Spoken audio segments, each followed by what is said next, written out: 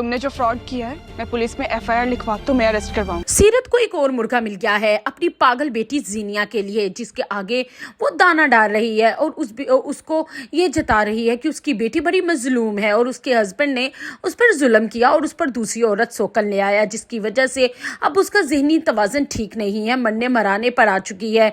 मैं तो बहुत बेबस हो चुकी हूँ। अकेली माँ अपनी जवान बेटी को कैसे संभाले, और वो ये भी जानती है कि दानिश जीनिया को पसंद करता है और जब से वो जीनिया टीवी होस्टिंग की है तब से दानिश उसका फैन है। लेकिन सीरत ये नहीं जानती कि हर बार इसका सिक्का चलने वाला नहीं है, क्योंकि दानिश भी वो नहीं जो ये समझ रहे हैं। वो शहराम जैसा बिल्कुल भी नहीं है, बल्कि वो उन मर्दों में से है जो औरत को जूती बनाकर रखता है। अभी तक तो वो जीनिया की अकड़ मजाज को बर्दाश्त कर रहा है, क्योंकि वो भी जीनिया को पसंद करता है और उससे शादी का ख्वाहिशमंद है।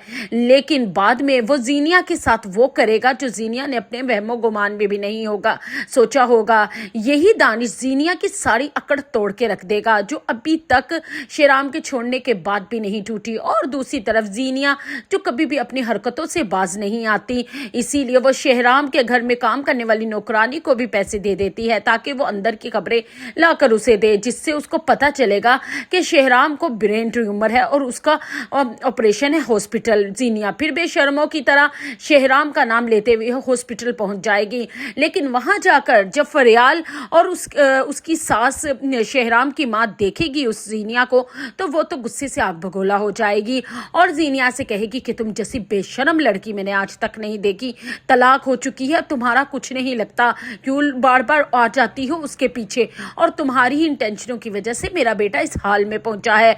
और जीनिया फिर दोबारा से फरियाल के साथ बदतमीजी करेगी कि तुम मेरी जगह कभी नहीं ले सकती शेहराम की जिंदगी में, मैं तुम्हारा बहुत बुरा हाल करूंगी। लेकिन अब फरियाल भी जीनिया का लिहाज नहीं करेगी और जीनिया से साफ तौर पे कह देगी, पहले तो मैं तुम पे केस करूंगी ना, जो तुमने मुझ पर फ्रॉड का झूठा इल्जाम लगा के मुझे जेल पहुंचाया, तुम्हें देखना मैं तुम्हारे साथ करती क्या हूँ। तुम्हें ना जेल करवाई तो मेरा नाम भी फरियाल ने ही बहुत बर्दाश्त कर लिया, तुम्हें मैंने।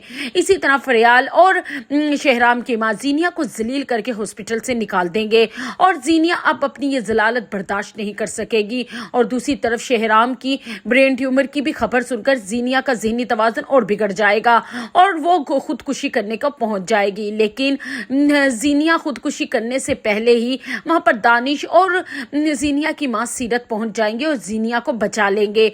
और